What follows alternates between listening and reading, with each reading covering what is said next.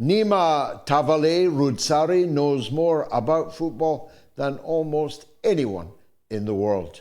And I wanted to ask him, how widespread are these crackdowns against footballers and other staff in football clubs? And why? Why, Nima, did football go mad for the Ukraine? Even corner flags were turned into blue and yellow. But the Arsenal kit man can't put a sympathetic post on his own personal Facebook in support of the Palestinians. How widespread is all this?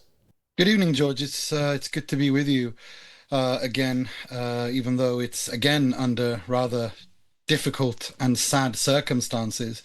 This has been widespread for quite some time. We've seen people be cancelled and sacked, with Mark Bonnick, the Arsenal kitman, who's now who's filed, I should say rather, a legal complaint against Arsenal. And I urge everyone to go on social media and try to donate to his campaign, to his legal fund, and to show support to him, because he has done absolutely nothing wrong.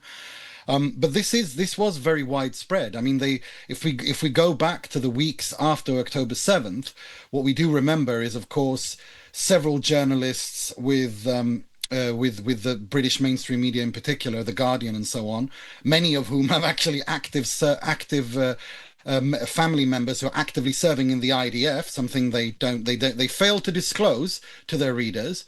But regardless, if we go back to then, they were talking about how Jews don't matter, and that the world of football needs to, we're equating once more Israel and Zionism with Judaism.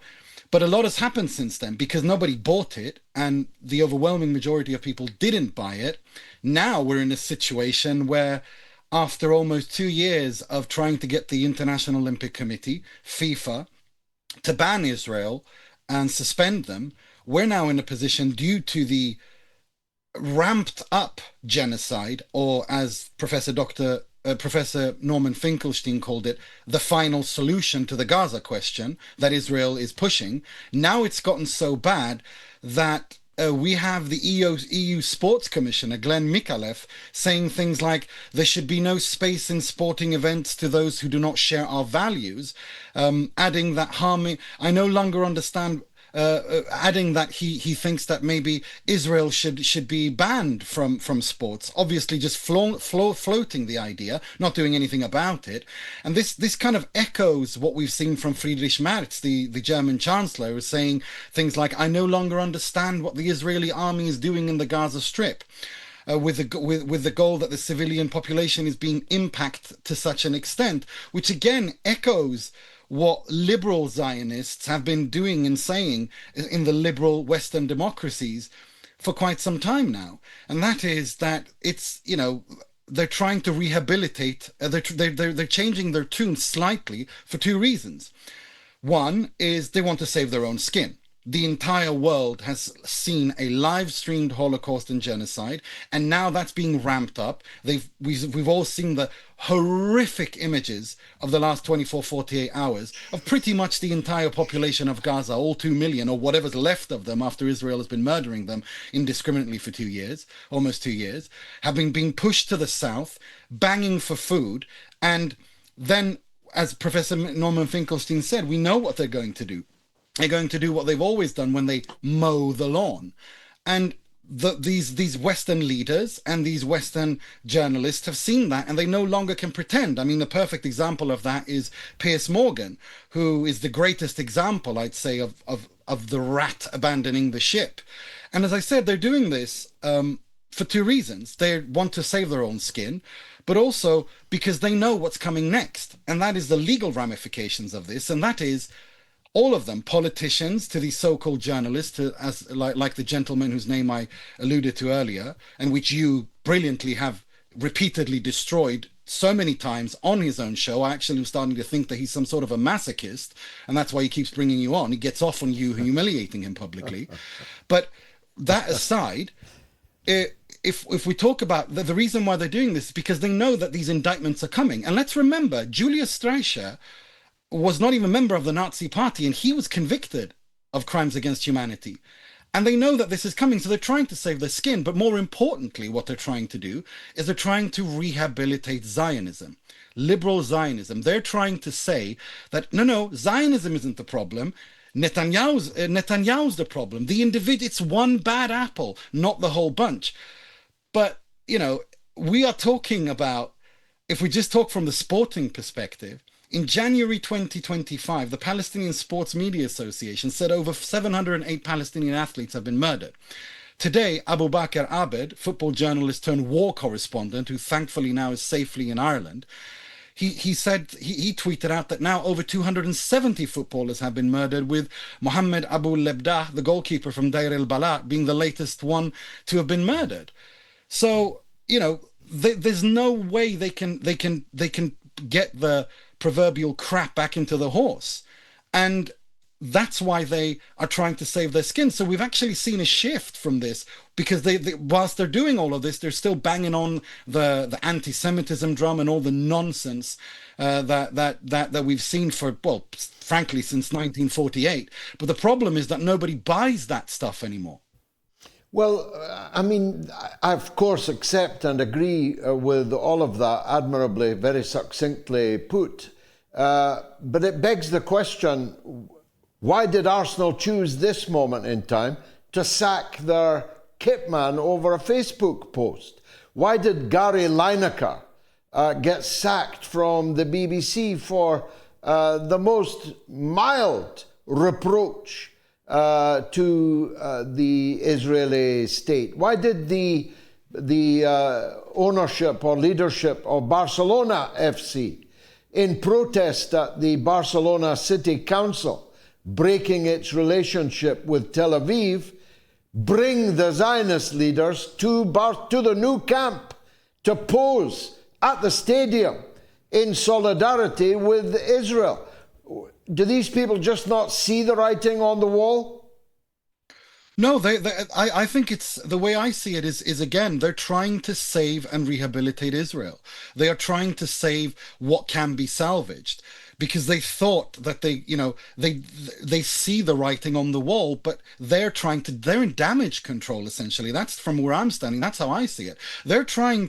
They know that after everything that's happened, these almost in October it's 2 years, the world has woken up.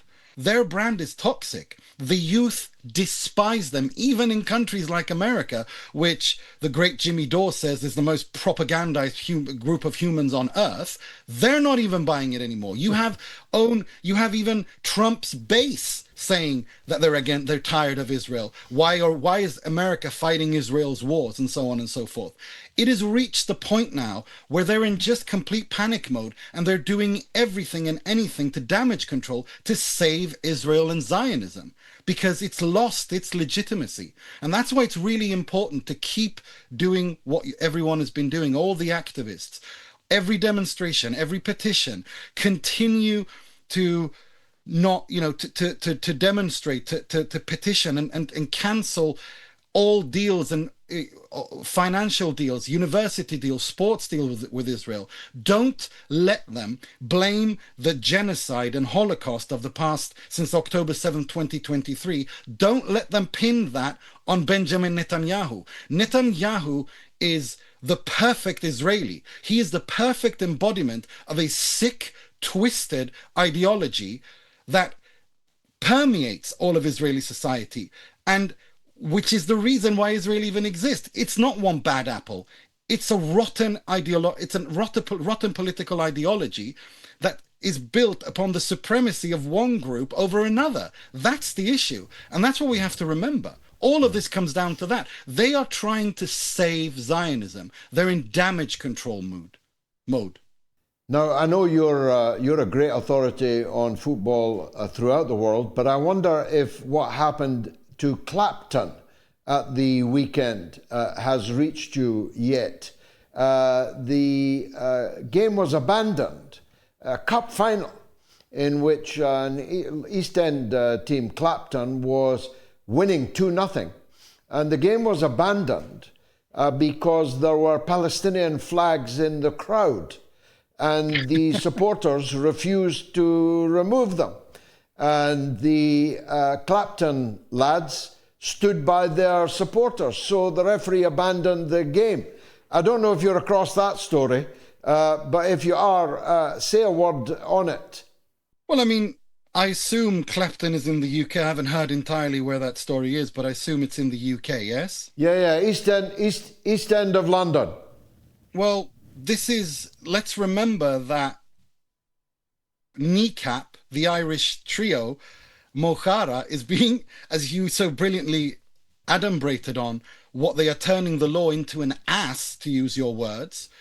They're using anti-terrorism legislation to prosecute a rapper from Ireland for picking up in a concert, picking up a flag thrown onto the stage and waving it under terrorism legislation.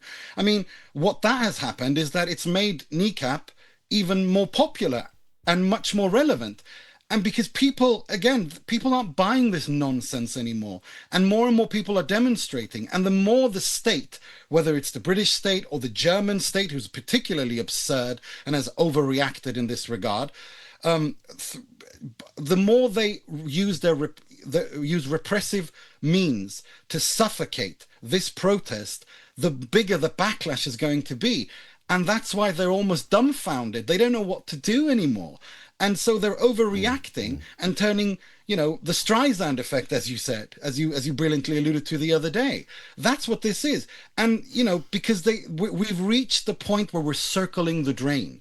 Zionism, the narrative on Israel, the narrative on Ukraine, the narrative on all of these things is circling the drain. They've lost control. Their propaganda doesn't bite anymore. Whether you're a right winger, you're a left winger, none of these things bite anymore. None of the mainstream narratives bite anymore. They're losing and hemorrhaging support, and the only way they can muster any counter argument to that is by repressive regimes and hollowing out whatever was left of these so-called Western liberal democracies. I mean, let's remember what they did to Julian Assange, for crying out loud. Indeed. Now, Nima, I don't want to intrude on private grief, and I know you would have wished it otherwise, but as a Scotsman, you can imagine my joy as Scott McTominay, the Scotland star and former Manchester United star. Why we ever let him go, I have no idea. Not only lifted the league title in Serie A, but became Italy's Player of the Year of the entire league.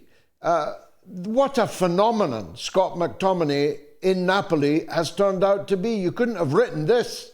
No, it's rather remarkable, the season he has had. And if we remember, when he arrived, I mean, the way that Manchester United chased him essentially out of town, and you had United fans celebrating. But of course, waiting there in Naples was a certain Antonio Conte, who was waiting with open arms to welcome Scott McTominay, because, if there's anything we've seen throughout Antonio Conte's brilliant career as a coach, it's that he's a systems coach, but he knows how to get to formate players in that system with specific tasks and skill sets to get the most out of them. And Scott McTominay has been utilized perfectly in that midfield trio together with Stanislav Lobotka and Andre Frank Zombo-Anguissa. And that's why he scored that many goals, and they've been important goals too, because this is a Napoli side that have struggled to create chances, that have struggled to score. And McTominay was as Conte himself put it, he was born to score goals. And he scored his most beautiful one yet with that scissor kick against Cagliari to help win Napoli's second Serie A title in 3 years.